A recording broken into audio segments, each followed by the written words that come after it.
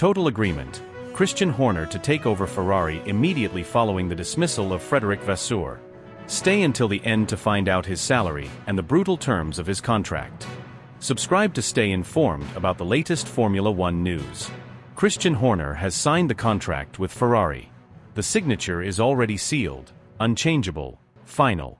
This isn't a rumor. This isn't speculation whispered in dark paddock corners. This is reality. The paper has been signed, the ink has dried, and the deal has been closed behind thick, soundproof doors deep within the heart of Maranello. The entire process was executed with military-level secrecy, coordinated weeks in advance, orchestrated with precision. No one outside the inner circle even had a hint. Christian arrived under the cover of dusk, avoiding the flash of photographers and the noise of the public eye. There were no grand gestures, no PR campaign, no smiles for the camera. Just a sleek black car, an unmarked entrance, and a set of elite security personnel who had been instructed to escort him in total silence. He passed through a private corridor, a route so rarely used that even most employees don't know it exists. Inside, in a luxuriously understated room with a faint smell of espresso and motor oil lingering in the air, champagne waited on ice and tension hung like fog. But it didn't last long. Within hours, everything changed. Ferrari's top brass were already prepared. The documents were laid out meticulously on the long oak table. Their legal team, flanked by personal advisors and senior engineers, had been briefed down to the smallest clause. There was no hesitation, no last-minute doubts. Horner didn't flinch. His pen moved swiftly, with a kind of confidence only someone with nothing left to prove could show. The agreement is comprehensive. It's watertight. It's historic. And from the next season onward, Christian Horner will be in charge of Scuderia Ferrari. He will wear red. He will call the shots. He will shape the future of one of the most legendary teams in Formula One history with a kind of influence that not even Mattia Binotto or Fred Vasseur were ever truly granted. And perhaps most importantly, he will finally have peace.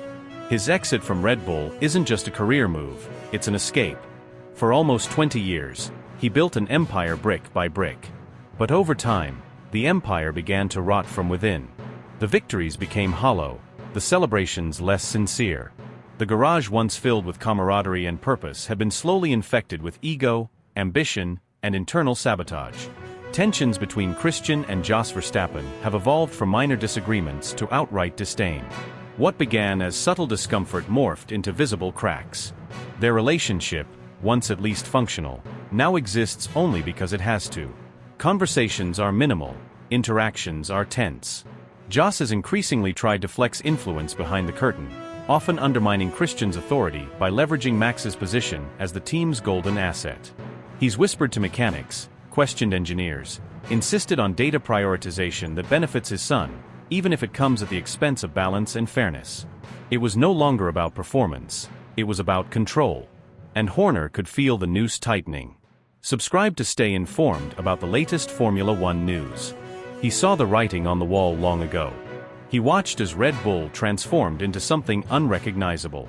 The politics, the factions, the cold smiles that followed hollow congratulations, all of it eroded the foundation of what he helped build. The deeper he got, the more isolated he became. Even allies he once trusted began to falter under pressure or shift their allegiance toward rising power players. No one said it aloud, but everyone could feel the internal shift. Red Bull was no longer Christian Horner's team. It had become a battlefield where he was expected to smile while knives were slowly driven into his back. The culture of loyalty he spent years cultivating had vanished under the weight of championship expectations and Verstappen-centric strategizing. And through it all, Horner maintained his public composure. But inside, he was done. So when Ferrari came calling, quietly, carefully, respectfully, he listened. And what they offered wasn't just a position. It was a lifeline. A clean slate. A team in need of bold leadership, of fresh energy, of someone capable of transforming chaos into structure. Ferrari wanted more than a name, they wanted a commander. And Horner saw the opportunity for something he hadn't felt in years: purpose. They promised him full authority, a direct line to the board, zero interference, and the freedom to make sweeping changes from top to bottom. No divided loyalties. No backstage manipulation. Just pure, unfiltered power, and the chance to leave behind a crumbling legacy in exchange for building a new one from scratch. He has already begun assembling a short list of staff he wants to bring along. Trusted names from Red Bull. Analysts. Engineers. Strategists. People who remained loyal to him even as the walls closed in. People who know how to win and how to build. Ferrari's management has greenlit every name so far. No hesitation. No red tape. They are handing him the keys to the kingdom and letting him redesign the palace as he sees fit. For the first time in years, he feels unburdened. There's no Jos Verstappen whispering behind doors. No pressure to appease Max's circle. No passive-aggressive emails from higher-ups trying to micromanage.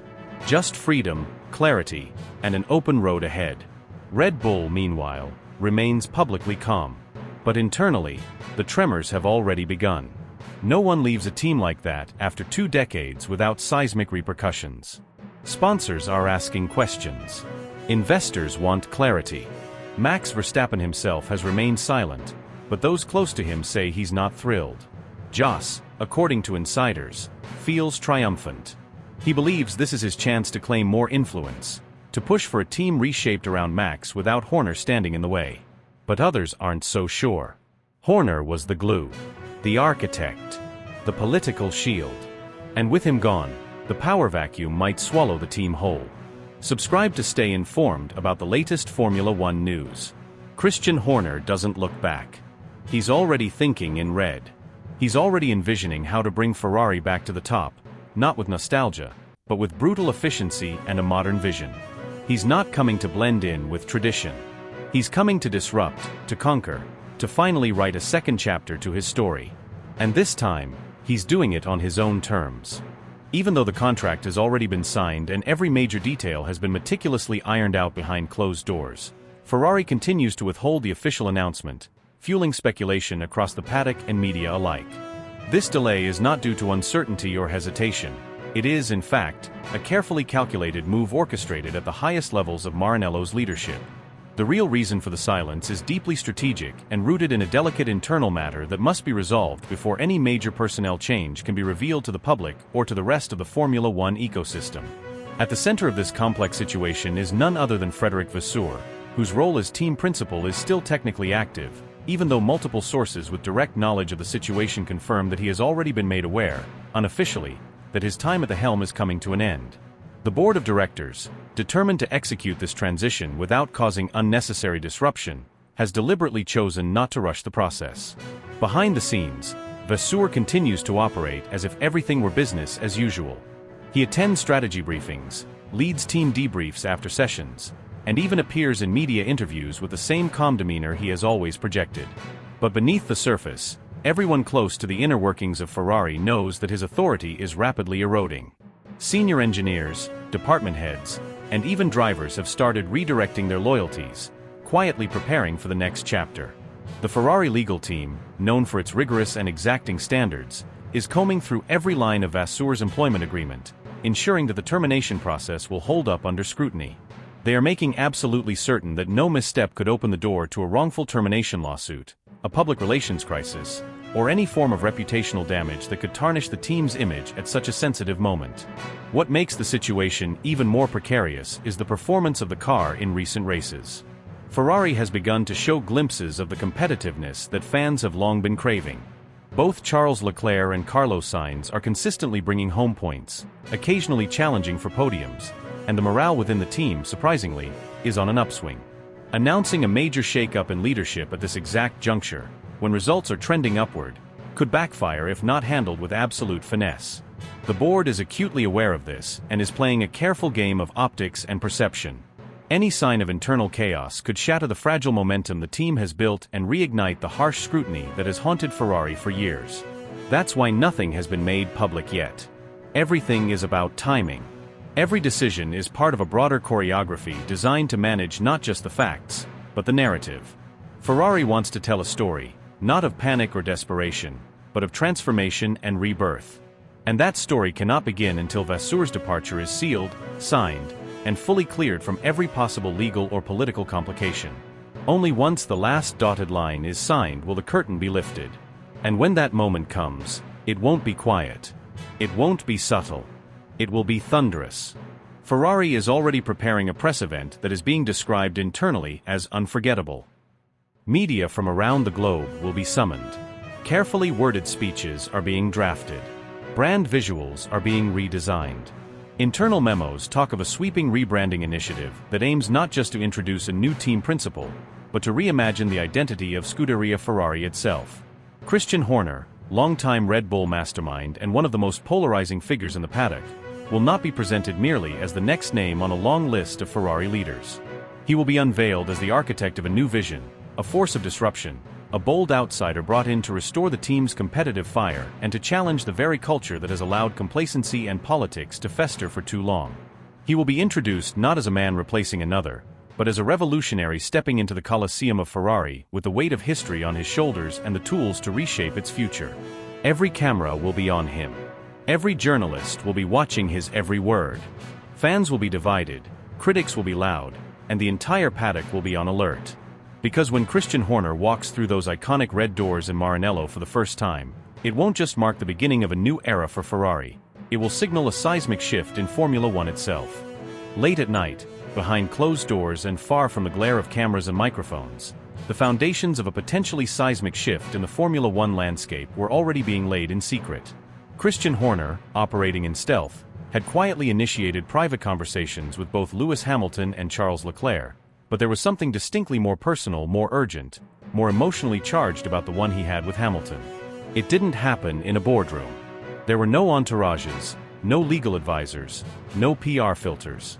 Just two men, a bottle of aged red wine resting between them on a glass table, and the endless hum of London's cityscape below them from the heights of a secure penthouse suite with a panoramic view of the Thames. It wasn't a negotiation. It wasn't a business pitch. It was something far more human, far more real. And it was during this encounter, under the cover of night and the privacy of a locked door, that Horner made his most revealing statement yet, not just of intent but of belief. With no hesitation and no diplomatic veneer, Horner leaned in, locking eyes with Hamilton, and said it plainly, with all the gravity of a man who had already made up his mind, "You are my number one. You've always been. You're the reason I said yes to this project. Ferrari doesn't just need a driver. It needs a revolution. And that revolution starts with you." It wasn't flattery. It was conviction. It was the clearest expression yet that Horner wasn't brought in to maintain the status quo. He was brought in to dismantle it and rebuild from scratch around a figure he sees not as part of the solution, but as the solution. Hamilton, long known for his poise and deliberate speech, didn't respond immediately. He studied Horner's face, absorbing every word with the intensity of someone who has heard every promise in the book but knows when someone's speaking from the soul. He leaned forward slightly, his expression not one of skepticism, but one of serious contemplation, as if weighing the magnitude of what was being placed on his shoulders. Horner didn't stop there. His voice dropped a bit, signaling he was about to shift from inspiration to specifics, because he knew Hamilton wouldn't be swayed by sentiment alone. "We're not just talking philosophy," he continued. "This isn't just about slogans or posters. We've already begun designing aerodynamic packages built specifically for your style, your brake timing, your corner entry precision, your throttle application. You will no longer need to adapt to the limitations of the machinery. The machinery will be shaped around your instincts. Low speed balance, already being revised. Rear end stability, that's our top priority. Traction control on exit, we're rewriting the book. Every update, every iteration, every calibration, we start with your data. You will be the axis around which this entire team spins." Hamilton's silence lingered, but this time it was not from uncertainty, it was from processing the magnitude of the proposal. Because what Horner was offering was more than a contract or a title shot. It was creative control. It was legacy engineering. It was the opportunity to build something so unmistakably Hamilton that even future drivers would feel his fingerprints in every corner of Maranello. And then came the inevitable question, the one that had to be asked, not out of rivalry, but out of realism. Hamilton looked at Horner and with quiet clarity, asked, "What about Charles?" And in that moment, Horner didn't blink. He didn't search for the right words. His response was instantaneous, unflinching, and unambiguous. "Charles will get the updates," he said, "but only after you. You will be the reference. The benchmark. The measuring stick. He'll have to catch up, not compete side by side. This team needs momentum, needs direction, and we believe we know that you're the one who can ignite that spark. You're not coming here to be part of a duo. You're not joining a partnership. You're stepping in to lead. You're here to set the pace, dictate the terms, and pull this entire project into the future with nothing but your vision and your fire. It was a thunderous statement delivered in a whisper, but its impact was deafening. The hierarchy Horner envisioned was not subtle. It was unmistakable. In his eyes, Hamilton wasn't just a signing. He was the cornerstone, the architect, the stormbringer who would disrupt the Ferrari traditions that had long kept the team bound in stagnation. Leclerc, for all his talent and promise, was not being cast aside, but he was being clearly designated as the number 2 in a system designed for one alpha, one focal point, one leader. The implications were massive. The fallout potential, enormous. But Horner didn't care. He wasn't interested in internal diplomacy or softening the edges of his message. He wanted to win. And in his calculus, there was only one man capable of dragging Ferrari to the summit through sheer force of will, and that man was sitting across from him. The night wore on. The city lights below flickered and pulsed like neurons firing in anticipation. The red wine bottle emptied slowly, and with every passing minute, the air between them thickened with possibility. There were no contracts signed, no hands shaken. But something had shifted. A seed had been planted. And in that private room high above the river, with no press, no sponsors, and no cameras watching, the first true outlines of Ferrari's next chapter began to take form. Not in silence, but in whispered promises, raw ambition, and an unmistakable feeling that something monumental was beginning. But Leclerc has already caught wind of the internal chatter, and the mood around him has shifted dramatically. There's a growing tension in his tone, an unmistakable undercurrent of frustration bubbling just beneath the surface. His closest allies, those who've been with him through the rough seasons, the endless simulations, and the lonely nights of self-doubt, are now exchanging quiet glances, sensing the storm that's building. The whispers that Lewis Hamilton could be prioritized in terms of development direction have deeply unsettled Charles, who for years has carried the burden and the hope of Ferrari's revival squarely on his shoulders. He's bled red since the start, defended the team through every misstep, and envisioned himself as the man to return glory to Maranello. Now, that vision feels under threat. The suggestion that Hamilton will be granted earlier access to aerodynamic upgrades, components that could make all the difference in qualifying battles or in managing tire degradation during long stints, feels to Leclerc like a betrayal cloaked in strategy.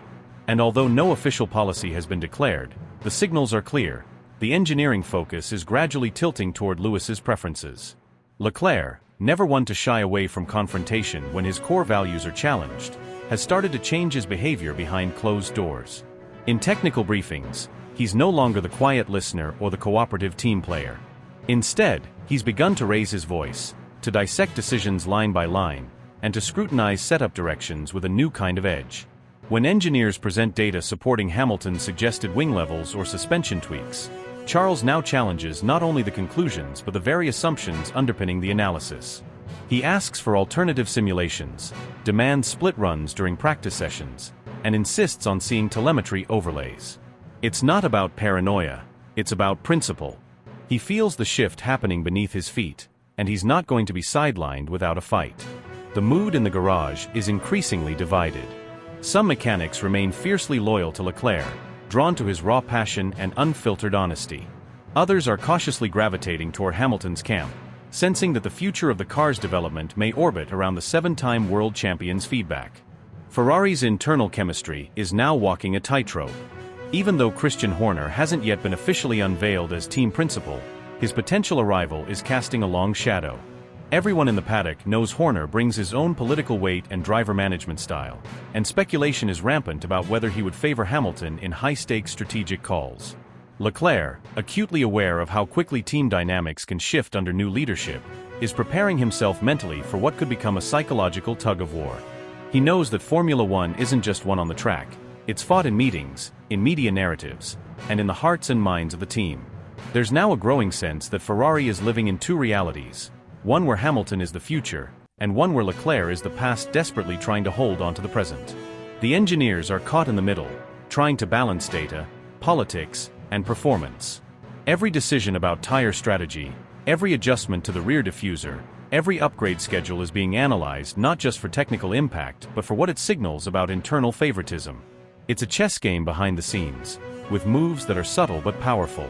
The cracks in unity are becoming visible. What's worse is that this quiet civil war is brewing before the season has even reached its boiling point. The fans haven't seen it yet. The cameras don't catch the stiff body language between the drivers in the debrief room, or the extra second Hamilton's car spends in front of the fans while Leclerc is ushered quickly into hospitality. But the insiders know. The Paddock knows. And Charles knows. He feels the chill in the air when discussions pivot around aerodynamic philosophy. He notices when Hamilton's feedback is implemented more swiftly. He hears the tone in voices change when strategies are discussed in ambiguous terms. The battle for supremacy at Ferrari isn't about raw lap time anymore. It's about narrative control, technical trust, and perceived value. Leclerc isn't just fighting for pole positions. He's fighting for his role in the team's identity. And unless things change, unless clarity is given about car development equality, the fire smoldering inside Charles may soon erupt into something much more visible, much more disruptive, and far more consequential for Ferrari's dream of reclaiming the constructor's crown. Despite the mounting chaos swirling around him, Christian Horner doesn't flinch. The media storms, the Paddock whispers, the tension crackling behind closed doors, none of it shakes his composure. He walks through it all with a quiet, steely confidence, the kind only earned through years of surviving and thriving at the pinnacle of motorsport. For him, this isn't pressure, it's just part of the terrain. He's been here before. Managing combustible egos, absorbing political shrapnel, thriving under scrutiny, it's all second nature now. To Horner, what others see as dysfunction is simply the friction that comes with operating at the razor's edge of elite performance. He doesn't fear the sparks. He welcomes them. They're signs that the machinery is alive, that the system is burning hot with ambition. Even as rumors swirl and alliances begin to fracture, Horner is already 2 steps ahead, orchestrating his next move like a grandmaster in the middle of a championship-deciding match. His mind, sharp as ever, is focused not on the present noise but on the historic opportunity unfolding before him. He's not leaving Red Bull in a panic. He's not walking away because of conflict. He's stepping towards something greater, something deeper, something that might finally satisfy a competitive hunger that 1,000 podiums have yet to quiet. In his mind, this isn't a departure, it's an evolution. And it's already in motion. Inside the Red Bull headquarters in Milton Keynes, a quiet shift is taking place. Late-night meetings. Private conversations in hushed tones. Sudden requests for coffee catch-ups with select individuals. These are the early signs of a migration, one that's been months in the making. Horner isn't going alone. He's bringing his inner circle, his most trusted engineers, his battle-tested strategists, the men and women who've built a dynasty by his side. They're not just colleagues. They're believers. They've seen him pull off the improbable. They've seen him keep his cool when others cracked. They've seen him win not just races, but wars. Several key figures from Red Bull's aerodynamic department have already committed to following him the moment the official announcement drops. There's no hesitation. One senior aerodynamicist, known for his brutal honesty and rare flashes of humor, recently quipped over drinks, "We're not switching teams, we're upgrading legacies." The sentiment was half a joke, but it landed with weight. Because deep down, they know this isn't just about a new factory, a new uniform, or a different wind tunnel. This is about rewriting motorsport history. This is about taking the most mythologized name in Formula One, Ferrari, and dragging it back to the top. Not for nostalgia. Not for romance. But for victory. For dominance. For legacy. To Horner, the allure isn't just in winning races with Ferrari. It's in conquering the chaos that has plagued Maranello for decades. It's in taming the beast that so many others have tried and failed to ride. He knows that succeeding with Red Bull made him a master tactician. It earned him trophies, respect, and a place in the Paddock's inner circle. But winning with Ferrari? That would be something else entirely. That would be immortal. That would be the story they tell long after he's gone. Because to revive Ferrari, to turn that red machine into a juggernaut once again, is not just a job. It's a legacy-defining quest. He doesn't want to be remembered as just the man who reigned with Red Bull. He wants to be remembered as the architect of a resurrection, the strategist who did what seemed impossible, the leader who brought order to Ferrari's beautiful chaos. This next chapter is not about comfort. It's about challenge. It's about ambition unchained. It's about proving once and for all that his genius isn't confined to a single team or a single era. He wants to prove that wherever he goes, greatness follows. And make no mistake, Horner believes it will. He studied the politics of Maranello, the intricacies of Italian racing culture, the resistance to outsiders, the weight of expectations that crushes even the most brilliant minds. None of it scares him. If anything, it excites him. Because he knows that to truly leave a mark, you have to go where others fear to tread. You have to embrace the impossible. And for Horner, Ferrari isn't a gamble, it's a calling. One that could define him not just as a champion, but as a legend etched into the soul of Formula One itself.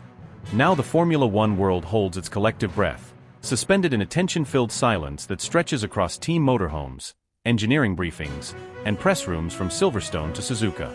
Every insider, every journalist, every mechanic who has heard whispers in the paddock is leaning just a little closer, desperate for the final puzzle piece to fall into place. It's no longer a matter of if, but when. The contracts are no longer drafts. They've been inked, notarized, locked behind layers of confidentiality clauses that even the most seasoned reporters haven't been able to penetrate, yet. Executives from marketing, legal, and performance departments have been looping in secret meetings at night, in hotel rooms far from the circuit, each conversation laced with urgency and gravity. Every major stakeholder in the sport is preparing for impact. This isn't just another team switch or high-profile personnel reshuffle. This is a tectonic shift. The kind that rewrites championship narratives and redraws the map of power in Formula One. Every strategist worth their salt has already begun recalibrating. Internal memos have gone out quietly within rival teams. Data analysts have been instructed to rerun simulations, not just of race pace and tire degradation, but of potential political alignments, team dynamics, and sponsor migrations. The shockwave is already rippling behind the scenes, and yet, the public knows nothing, yet. The whispers are turning into roars, even as everyone involved denies, stalls, or smiles cryptically. The face everyone associates with Red Bull Racing, the architect of their most dominant era, the brain that sculpted machinery so precise it left rivals breathless, is preparing to don the iconic scarlet of Maranello. Red. But not the vibrant, electric red of energy drinks and rebellious branding. No. This is the regal, intimidating red of Ferrari. The red that defined eras long before hybrid power units or energy recovery systems. The red that once ruled the sport with iron elegance and that has craved resurgence for years. The mind behind the RB18 and RB19, the cars that redefined aerodynamic philosophy and left Mercedes and McLaren playing desperate catch-up, is now ready to direct his genius toward reviving a sleeping giant. This isn't just a career move. It's a declaration of intent. It's a signal to every team principal, to every driver on the grid, and to every engineer in the wind tunnel. Ferrari isn't interested in hope anymore. Ferrari is done waiting. Ferrari is coming for dominance. And it has just hired the most lethal weapon available. Behind closed doors at Maranello, preparations are already underway. New facilities are being fast-tracked. Key engineers have been told to prepare for philosophical shifts in design. Layers of bureaucracy, long blamed for Ferrari's stagnation, are being quietly dismantled. A culture of precision, brutal efficiency, and relentless innovation is being imported. And it's not just about car design. It's about operational transformation, decision-making, race strategy, pit wall execution. Every detail is under scrutiny now. Meanwhile, at Red Bull, a storm is brewing. The paddock may not see it yet, but internally, the departure has sent shockwaves. There is no replacing a mastermind. You don't just plug another genius into the system and carry on. The vision that shaped every curve of the RB dominance is walking away, and worse, walking directly into the arms of their most iconic enemy. Morale at Milton Keynes is being carefully managed, but the cracks are showing. Top talent, uncertain of the future, is already fielding offers from rival teams. Continuity is at risk. And with it, the era of dominance might quietly begin its decline. And yet, nothing is official. No press release. No statement. Just silence, pregnant with anticipation. Every second the announcement is delayed, speculation multiplies. Is the move strategic sabotage? Is it revenge? Is it legacy? Or is it simply the irresistible pull of history, calling a brilliant mind to the one team where victory means more than anywhere else? Ferrari isn't just a team. It's a myth. A cathedral. And now it is arming itself with a war chest of innovation, insight, and experience that could once again make it untouchable. The final pieces are falling into place. And when the curtain is pulled back, when the name is finally uttered aloud with official confirmation, Formula One as we know it will fracture and reform around this moment. The mastermind who turned Red Bull into an unstoppable force is changing colors. From deep midnight blue to blood red. From rebellion to royalty. From constructor to conqueror. And when that happens, when he walks through the gates of Maranello for the first time, nothing, absolutely nothing, will ever be the same again.